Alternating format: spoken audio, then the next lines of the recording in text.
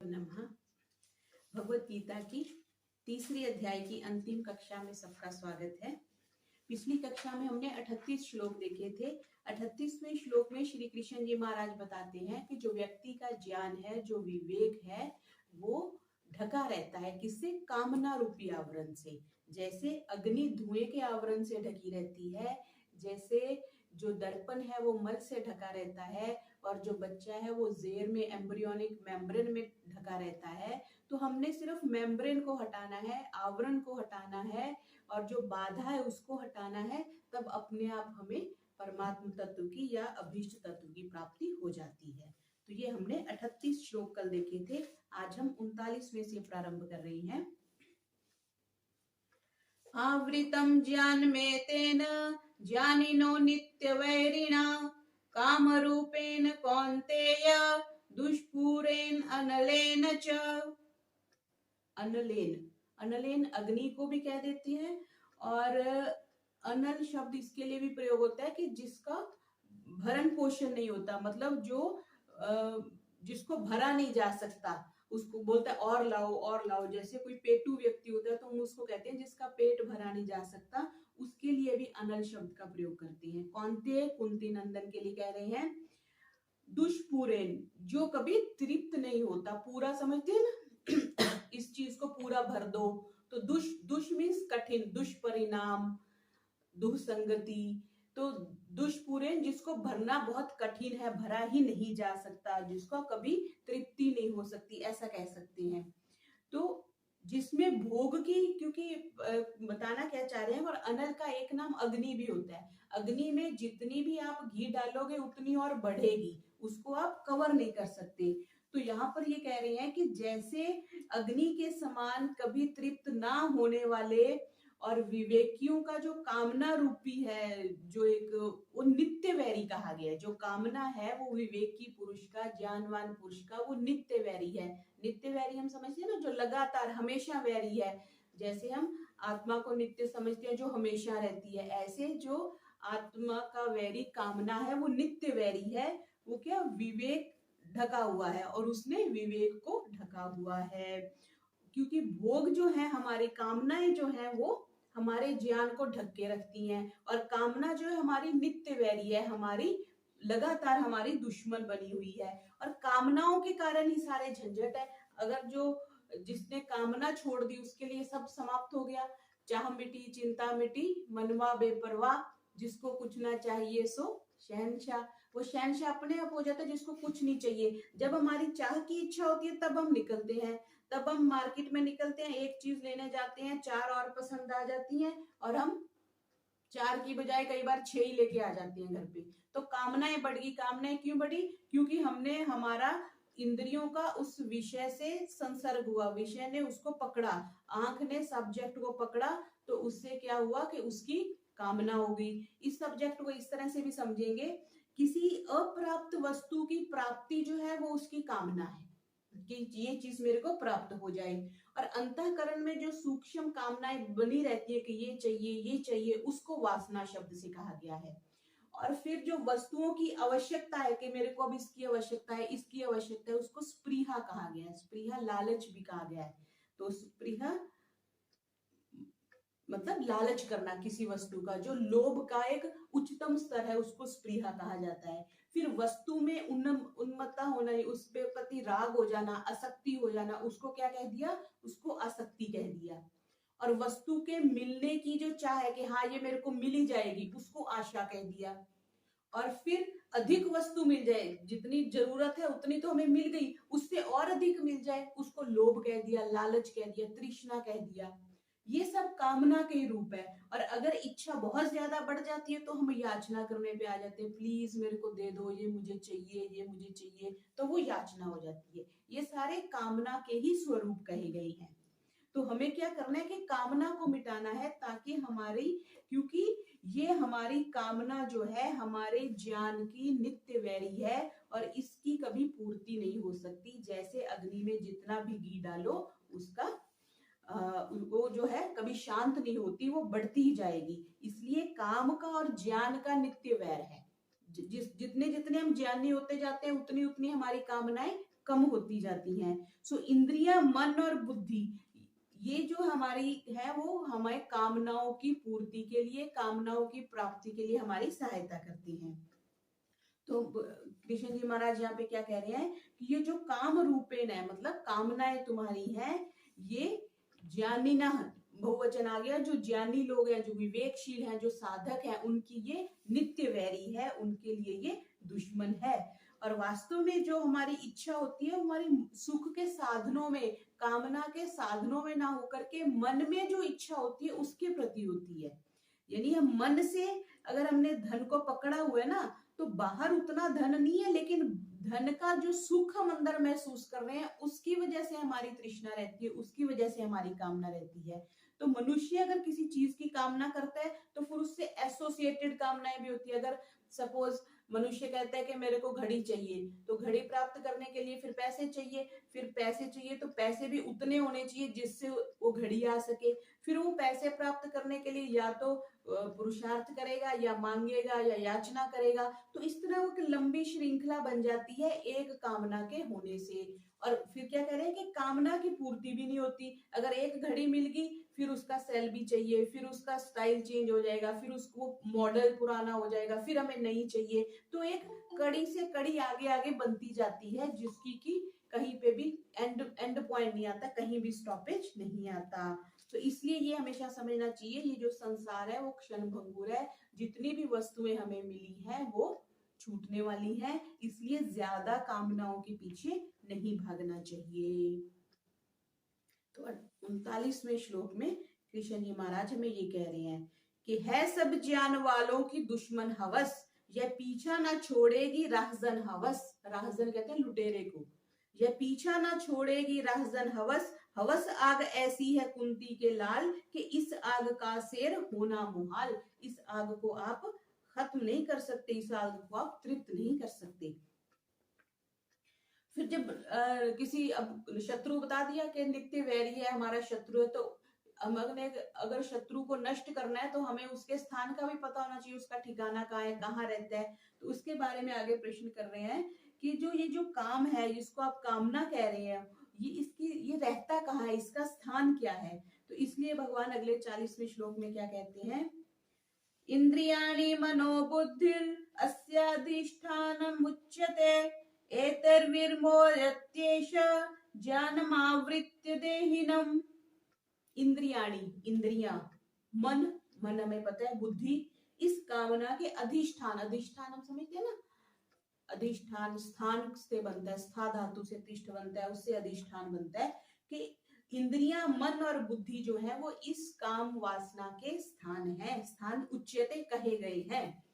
एते एष, ये जो कामना है, इन मन, बुद्धि और इंद्रियां, तीन चीजें बता दी गई, इस ज्ञान को आवृत्य ढक कर, इस ज्ञान को ढक करके देहिनम, देहिनम किसको कहा गया, आत्मा को कहा गया, देहिनम या देहबानी मनुष्य भी कह सकते हैं, उसको विमोहिती, मोहित करती है। ये जो देहिनम उच्यते, काम और जो ज्ञान का नित्य का वैर है, ये बता दिया गया। अब वैरी को नष्ट करने के लिए उसके स्थान बताते हैं कि उस स्थान पे ये रहता है, वहां जा जाकर इसको आप नष्ट कर सकते हो। तो इंद्रियां और मन, बुद्धि, ये कामना के अधिष्ठान बता दे। इंद्रियां हमें पता है, श्रोत्र, त्वचा, चक्षु, रसना और घ्राण, ये 5 हमारी इंद्रियां हैं और इनके सब्जेक्ट हैं। और फिर हमारा मन है और फिर बुद्धि है। तो मन बुद्धि के द्वारा जीव के ज्ञान को ढक करके जीव को मोह में डाला जाता है। जैसे हम पुरानी फिल्मों में भी देखते हैं या वैसे देखते हैं, अगर किले के अंदर जाना होता है तो किले के जो चौकीदार होते हैं ना, उसके उनको या तो वो कुछ सुंघा देंगे, कुछ पिला देंगे, या कुछ ऐसा सा कर देंगे कि वो बेहोश होके गिर जाते हैं, फिर वो अंदर घुसते हैं। तो बस बिल्कुल इसी तरह से है ये जो हमारे 5 द्वारपाल है ना, तो बस यही सारी कहानी गड़बड़ करते हैं। ये द्वारपाल है हमारे अंदर के, तो कुछ इधर से अंदर जाता है, कुछ इधर से जाता है, कुछ इधर से, कुछ इधर से, कुछ इधर से। तो हमारे क्या आगे मन बैठा है, मन क्या करता है, इन सबको रिसीव कर लेता है, हाँ जी वेलकम वेलकम, आ जाओ आ जाओ। फिर बुद्धि बैठी है, फिर बुद्धि विवेक करती है, ये अच्छा है, ये अच्छा नहीं है, ये बुरा है, इसको नहीं लेना, इसको लेना, ये बुद्धि का काम है। फिर बुद्धि फिर आगे आत्मा को देती है। लेकिन वास्तविक जो आत्मा है वो राजा है। जो सेना होती है ना, जो वो तो झगड़े करती है, वो लड़ाई करती है, लेकिन हार और जीत राजा की कही जाती है। राजा तो युद्ध के मैदान में कभी नहीं जाता, लेकिन राजा की जीत और हार होती है। राजा अंत में बैठा है, बुद्धि से भी परे बैठा है। तो यहाँ पे ये कह रहे हैं कि इंद्रियों, मन और बुद्धि जो है वो अधिष्ठानम उच्यते, ये इसके अधिष्ठान कहे गए हैं। और उसके बाद मैं आ गया, बुद्धि के बाद अहम आ गया। अहम से फिर अहम को हम आत्मा के स्वरूप में भी ले सकते हैं, और आत्मा जो है वो इन सबको कंट्रोल करता है, उन सबको भोगता जो है। वैसे तो बुद्धि भोगो कही गई है सांख्य दर्शन में कि जो सारे भोग है उनको बुद्धि भोगती है, लेकिन आत्मा सिर्फ दृष्टा होकर बैठ के देखता है कि हाँ इसका स्वाद लिया जा रहा है, इसका श्रवण किया जा रहा है, इसको छुआ जा रहा है।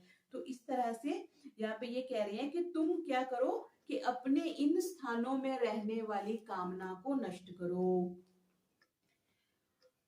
क्योंकि कामना से ही सब पाप होते हैं, और पाप तो फल भुगता कर नष्ट हो जाते हैं, पर अहम से कामना दूर किए बगैर नए नए पाप होते रहते हैं। जैसे एक बार किसी चीज की प्राप्ति होगी, फिर दूसरी चाहिए, फिर तीसरी चाहिए, तो पाप का कारण जो बनता है वो अहम में बनी हुई कामना बनती है। इसलिए कहा गया कि कामना बंधन में वेकम ना अन्य दस्ती बंधनम, कामना के बिना और भी कोई बंधन नहीं है। काम बंध मुक्तो ही ब्रह्म भुआए कल्पते, अगर जिसने कामनाओं को नष्ट कर दिया वो ब्रह्म की प्राप्ति कर सकता है। तो जगत में जो बंधन बताए गए हैं ना, उसमें बस एक मुख्य बंधन कृष्ण जी महाराज यहाँ स्पष्ट कर रहे हैं कि वो कामना का बंधन है, मतलब इच्छाओं का बंधन है, प्राप्ति का, लोभ का, लालच का, जैसे हमने भी डिस्कस किया, स्पृहा है, आसक्ति है, लालसा है, वासना है, ये सारी चीजें इसके पदार्थ हैं। सो इंद्रियों से भोग हमें मिलते हैं। भोग फिर जैसे हमने पांचों से लिए, अंदर मन के पास गए, मन ने बुद्धि को दिए, बुद्धि के बाद अहम आ गया और आत्मा आ गई, उस चीज को देख लिया कि ये कैसी है, इसको कैसे भोगना है, तो ये स्टेप बनता है। तो ये कह रहे हैं कि हमने ये देखना है कि कौन सा विषय अच्छा है और किस विषय को छोड़ना है। जैसे अगर मालिक अच्छा हो और नौकर अच्छा ना हो, तो नौकर छोड़ के चला जाए तो वैसा मालिक दोबारा नहीं मिलेगा, और अगर मालिक बुरा है और नौकर अच्छा है तो नौकर दोबारा नहीं, मतलब दोनों का समान अच्छा होना कभी संभव नहीं हो पाता। हम क्या कर रहे हैं, हम संसार को भी प्राप्त करना चाहते हैं और मनुष्य परमात्मा को भी प्राप्त करना चाहते हैं, लेकिन एक को छोड़े बगैर दूसरे की प्राप्ति नहीं होगी। जब तक हम एक से उलझे रहेंगे, छोटी वस्तु से उलझे रहेंगे, बड़ी की प्राप्ति नहीं हो पाएगी। तो इसलिए हमें मनुष्य शरीर मिला है, तो हमें अच्छी वस्तु का तिरस्कार नहीं करना, परमात्मा का तिरस्कार नहीं करना, संसार का तिरस्कार भले ही करना पड़ जाए। इसलिए संसार की कामनाओं को नष्ट करने के लिए कह रहे हैं कि जब संसार को छोड़ोगे तो अपने आप भगवान के साथ जुड़ोगे, जब तक संसार को नहीं छोड़ोगे तो फिर परमात्मा की तरफ जुड़ने का ऑप्शन ही नहीं आती है। 40वें को क्या कह रहे हैं, हवासो दिलो अकल ए नेक नाम, हवस के लिए है ये तीनों मकाम। हवासो दिलो अकल ए नेक नाम, हवस के लिए है ये तीनों मकाम। यूं ही ज्ञान इंसान का रूपोश हो, यूं ही तन का बाशी भी मदहोश हो। रूपोश होता है जैसे वो कवर डाल लेते हैं ना, वो जो लुटेरे आते हैं तो मुंह पे कैप डालते हैं, उसको बोलते हैं रूपोश होना। जीवात्मा जो है अपने इनसे रूपोश हुई, इनसे कवर हुई पड़ी है। आगे 41वां देखेंगे,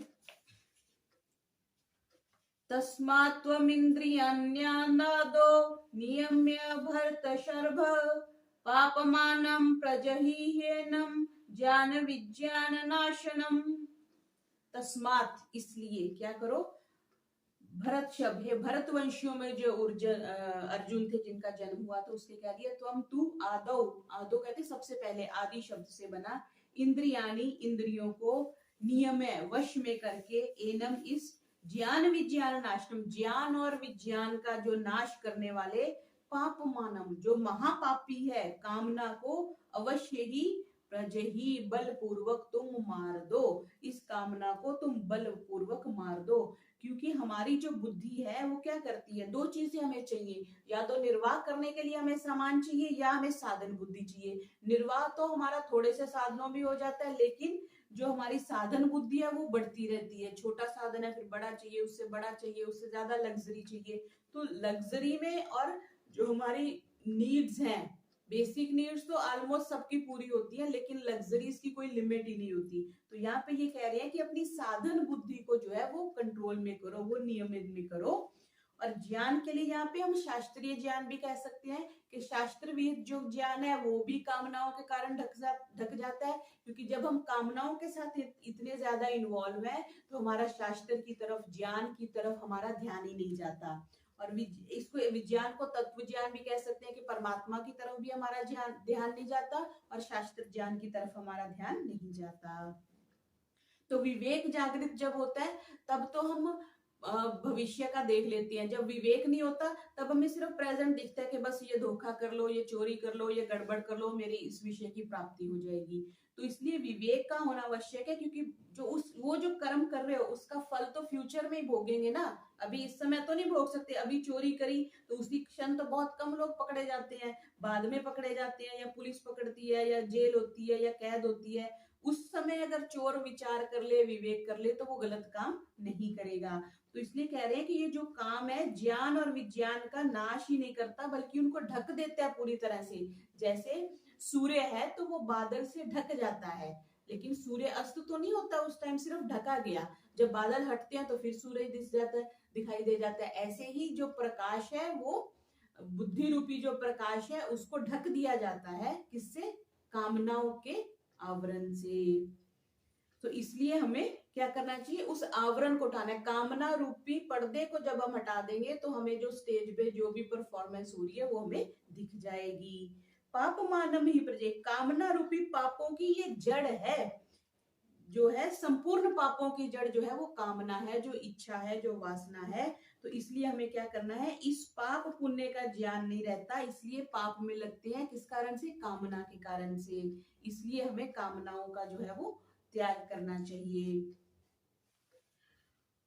क्योंकि कामना बनी रहेगी तो जन्म मरण का बंधन बना रहेगा, जो हम पीछे से डिस्कस करते आ रहे हैं। सो मुख्य हमारा प्रयास क्या होना चाहिए कि धीरे धीरे करके जितना भी हो सके सांसारिक वस्तुओं से वैराग्य हो और हमारी जरूरतें कम हो, आवश्यकताएं कम हो, जिसके कारण से हमारी ज्यादा निष्काम कर्मों की तरफ रुचि हो और हम जन्म मरण के बंधन से छूट जाएं। 41वें को क्या कह रहे हैं? इसी वास्ते अर्जुने हक्षनास, तू कर पहले काबू में अपने हवास, हवस को फना कर की है ये गुना, करेगी यही इल्मो उर्फा तबाह। इल्मो उर्फा कह दिया पाप, ज्ञान को, जो ज्ञान को तबाह कर देती है। क्या? हवस को फना कर, अपनी इच्छाओं को, अपनी कामनाओं को फना कर, क्योंकि ये गुनाह है और ये इल्म उर्फा को तबाह कर देगी। 42वां और 43वां इकट्ठा देखेंगे, एक ही संदर्भ में है। इंद्रियाणि प्राण्याहुर इंद्रियेभ्य परम मनः, मनस्सस्तु परा बुद्धिर् बुद्धे परतस्तु सः, एवं बुद्धे परम बुद्ध्वा संस्तभ्यात्मनात्मना, जहि शत्रु महाबाहो काम रूपम दुरासदम। महाबाहो, अर्जुन के लिए ये शब्द आया है। बड़ी बड़ी भुजाओं वाले अर्जुन के लिए ये बात कह रही है कि क्या करो? इंद्रियों का, जो आत्मा को बुद्धि से भी श्रेष्ठ जानना चाहिए। हमने जैसे स्टेप्स देखे ना, इंद्रियां, 5 इंद्रियां आ गई, इंद्रियों के बाद मन आ गया, मन के बाद बुद्धि आ गई, बुद्धि के बाद अहम आ गया, अहम के बाद आत्मा आ गई। तो यहाँ पे क्या समझा रहे हैं कि जो इंद्रियां हैं उन पर सबल और इंद्रियां को कहा, आहु शब्द कहने के लिए आया। इंद्रियों से परे मन है, मन से परे बुद्धि है, बुद्धि से परे आत्मा है, जिसके अहम कहा है। इसको हम अहंकार में भी ले सकते हैं और आत्मा में भी ले सकते हैं। 2 प्रकार से इसका अर्थ हो जाएगा कि आत्मा को बुद्धि से श्रेष्ठ जानना चाहिए, आत्मा उससे परे आ गई। तो मन, इंद्रियां, मन, बुद्धि और अहम, ये तो सारे जड़ पदार्थ आ गए। उसके बाद जो आत्मा आ गई वो चेतन आ गई, जिसको कि हम राजा कह रहे हैं। तो इस तरह बुद्धि से काम को हम जानते हैं। बुद्धि डिसीजन करती है तुम्हारी कामना अच्छी थी कि गलत थी, जो तुमने कामना करी थी वो पदार्थ प्राप्त हुआ या नहीं हुआ, या वो कम प्राप्त हुआ या और चाहिए, लालसा, ये सारे काम जो बुद्धि करती है। मन तो सिर्फ एक तरह से इनर गेट का गेट कीपर है, इंद्रियां बाहर के गेट कीपर है और जो मन है वो अंदर का गेट कीपर है, और बुद्धि जो है अंदर बैठी डिसीजन लेती है, हाँ ये ठीक है ये नहीं ठीक है, ऐसे काम उसके हैं। तो जानकर आत्मानम, अपनी आत्मा को अपने वश में करो, अपने आत्मा को वश करके क्या करो महाबाहो, काम रूपी दुर्जय शत्रु को, दुरासदम कहा ना, दुरासदम जो काम रूपी जो दुर्जन जो शत्रु है उसको तुम मार डालो, ये बात कर रही है। इंद्रियानी प्राण, शरीर और विषयों से इंद्रियां परे हैं, शरीर या विषयों से इंद्रियां परे हैं। विषय ये है, ये विषय है, अभी पेंसिल विषय है और आंख इससे परे है, आंख से इसकी बुद्धि, आंख से इसका ज्ञान लेकर के पीछे मन के पास जा रहा है, मन कुछ नहीं कर सकता, मन पूरी तरह से जड़ है, बुद्धि भी जड़ है, लेकिन बुद्धि डिसाइड करेगी कि ये काले रंग की है, बुद्धि फिर कहेगी कि इसको लेना है नहीं लेना है, ग्राह्य है हानि है लाभ है, वो इसके बारे में डिस्कस करेगी और फिर उसको ग्रहण कर लेगी।